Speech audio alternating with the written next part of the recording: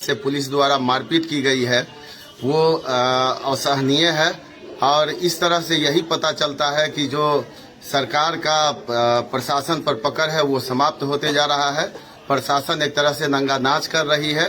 और इस संबंध में जब आज एक शिष्टमंडल एसपी मधुबनी से भी मिला है और हम लोगों ने अपने दल में भी अपने नेता प्रतिपक्ष श्री तेजस्वी बाबू को बताया तो उन्होंने तुरंत संज्ञान लेते हुए परसों यानी 3 तारीख को वो बेनीपट्टी आ रहे हैं।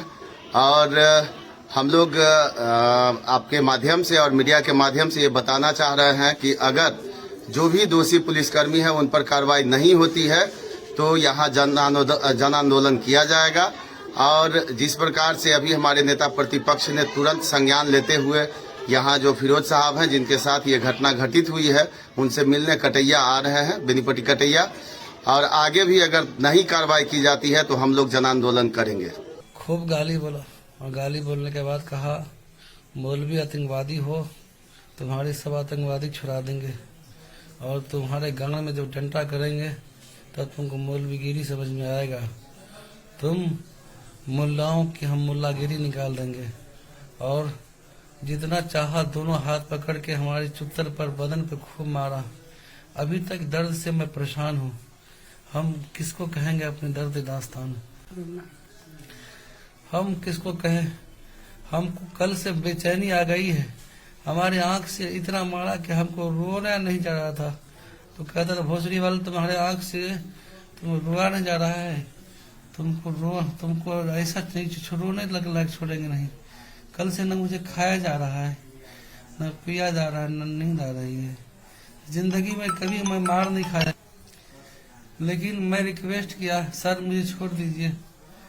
मैं बहुत रिक्वेस्ट किया लेकिन डीएसपी और उस चौकीदार ने या जो रंजीत ने मुझे हरगिज नहीं छोड़ा।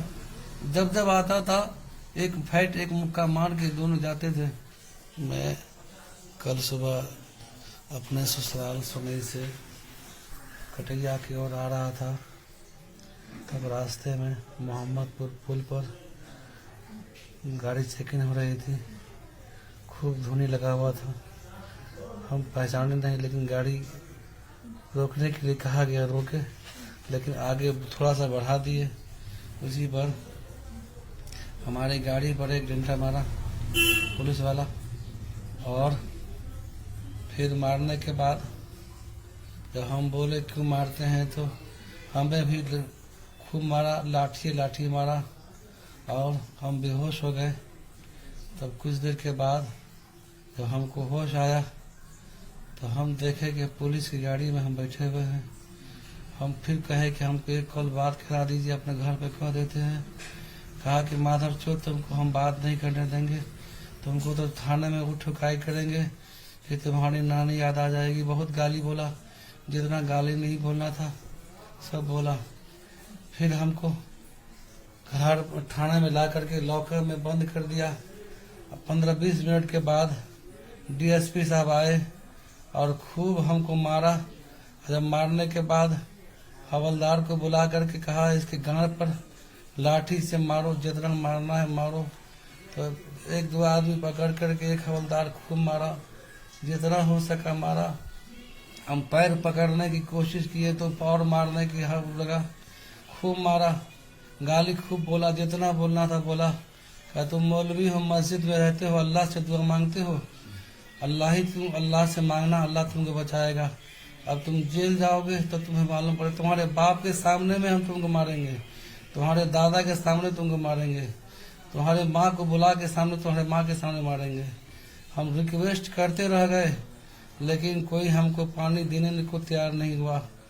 एक हवलदार कहता था कि तुम पुलिस को पहचानते हो, पुलिस का मतलब क्या होता है, ग्रैंड फादर। और मौलवी दाढ़ी पकड़ पकड़ के हमको थप्पड़ पर, गाल पर और लाठी से जैसे हुआ वैसे मुक्का से जैसे मन हुआ दोनों मिलके हमको खूब मारा। हम रिक्वेस्ट करते रह गए लेकिन नहीं माना। पानी मांगे तो कहा कि पानी इस कमीने को नहीं मिलनी चाहिए। हम छिपा करके नंबर किसी के मार्फत हम बहुत देर के बाद किसी मुसाफिर को पानी लाने आया उसको हम लिख के नंबर भेजे कि हमारे इस नंबर पे फोन कर दीजिए ताकि हमारी जान बच जाए।